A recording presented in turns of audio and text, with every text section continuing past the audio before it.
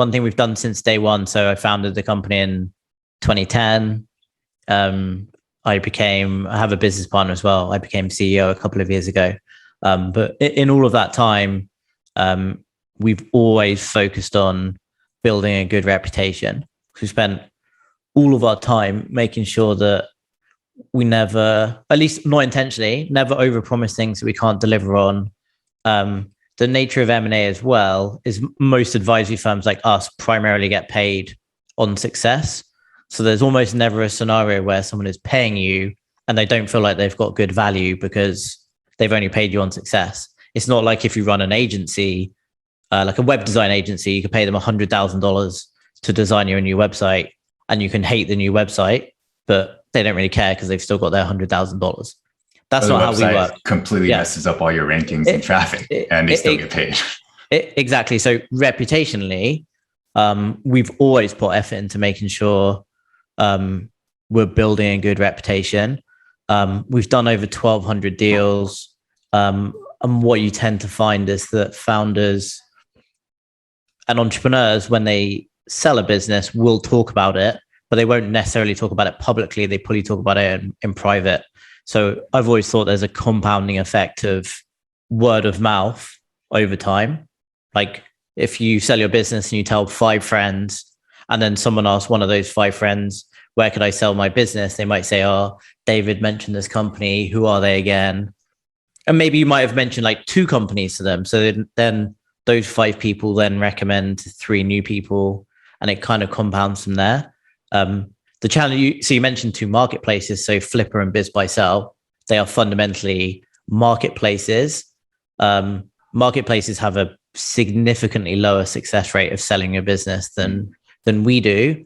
And because they're just a marketplace, I think it's much less likely they're going to get credit for a sale, because if someone sells their business on Biz Buy Sell or Flipper, they've done 99% of the work themselves. Whereas if you hire us, not that we've necessarily done 99% ourselves, but we do the vast majority for you. We keep it hands off. So if there's a successful sale, then the seller's going to be happy and give us a lot of the credit for that. So over time, that compounds. Like both Flipper and Biz Buy Sell have been around longer than us. I think over time, that reputational compounding is quite powerful. Yeah. And it sounds like if someone were to work, this was one of my questions I was going to ask earlier, but let's just get to it. I was going to ask what the difference is between you and Flipper and Biz Buy Sell. It sounds like you essentially provide that full service. Whereas if you had to go through Flipper and you had to find your own broker and your own lawyer and everything to do the deal, it sounds like what FE International does is provide a lot of that resource in order to get the deal over, or? So essentially, if you want to sell your business, you have multiple options. One is you do it yourself. 2 is you do it yourself with the help of a marketplace. 3 is probably something in the middle, like you hire someone to help you for bits of it, but not all of it. What we do is we're what I describe as a full service M&A or mergers and acquisitions firm. We do everything in the process from initial valuation through to physically closing the deal and making sure you get paid. Throughout that, like we have an in-house legal team, in-house accounting team. So we do a lot of the heavy lifting that otherwise you would have to do yourself.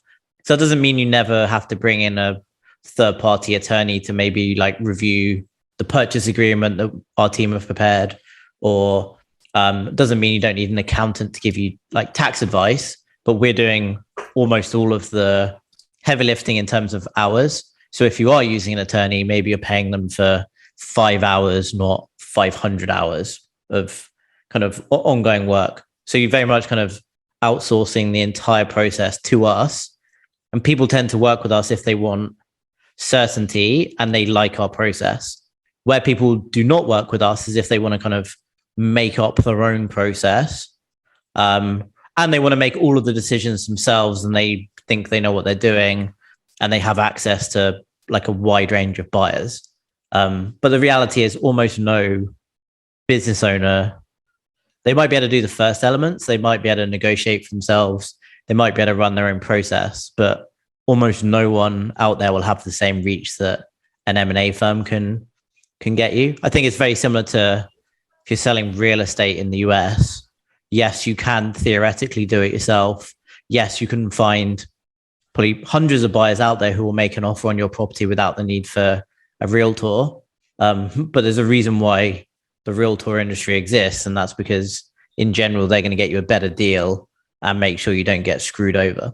It's exactly the same with selling a business. So if you looked at kind of, I guess, a Venn diagram of I'm selling my business, where can I go?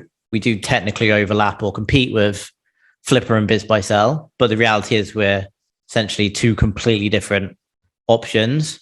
I guess it's like two countries being competition for vacations. Like technically, yes, but they're if one is like a mountain biking vacation and the other one is a beach vacation, are they really competing?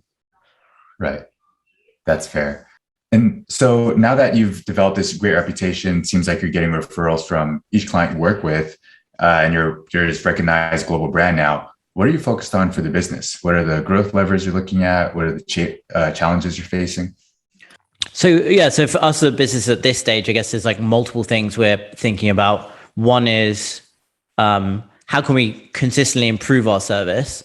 And the nature of working with so many founders from very diverse groups, whether that's business model or like location, they're referring people with different businesses to us all the time. So sometimes it might be a bigger business than we've ever worked on before, and that might come with some new challenges that requires different skills internally or a slightly different process, or that might be a slightly different business model or a slightly different sub-industry. So maybe we know a lot about e-commerce and we're very familiar with the Shopify platform, but maybe someone comes along with an e-commerce business on, say, BigCommerce, which is also a popular, well-known platform, but we have to learn a little bit about it. Maybe there are some nuances of that platform that Shopify doesn't have. So obviously that's just a random arbitrary example, but there's always things like that. The nature of online business or technology businesses that we deal with, they are always changing. Like the businesses we're selling today versus 5 years ago are different. People are using different platforms, different tools, different technology, all sorts of different things. We have to constantly be evolving. We can't just do the same thing and expect to get the same results. We always have to constantly be learning new things. So I guess firstly, we have to keep improving our service just to kind of stay top of mind, top of the market, and make sure we can kind of serve everyone that comes to us. Secondly, we like constantly have to make improvements to process just to make things more efficient. So in my mind, the perfect M&A firm would have 100% success rate of deals it takes on to close. While ours is well over 90%, there's still, in my mind, some efficiencies to be found there. So every time a deal doesn't sell or does sell, we'll do a post-mortem analysis of like what happened, what went wrong. Was it a valuation issue? Was it a client issue?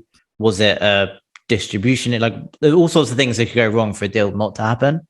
But we're constantly kind of self-analyzing and assessing like what happened and what we can improve for future.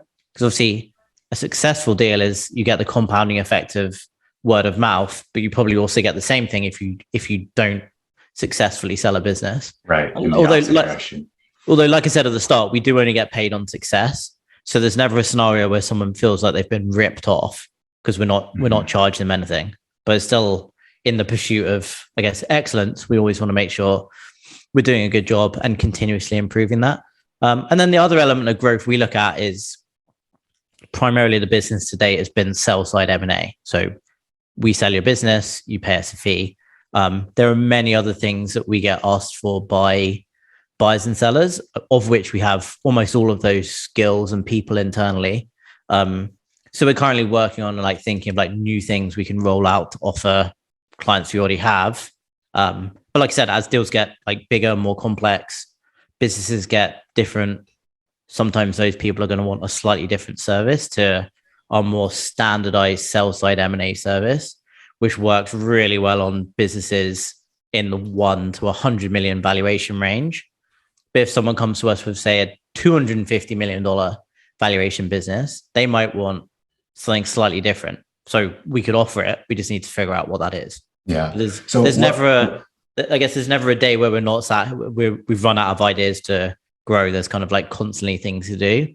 The challenge is more what should be prioritized.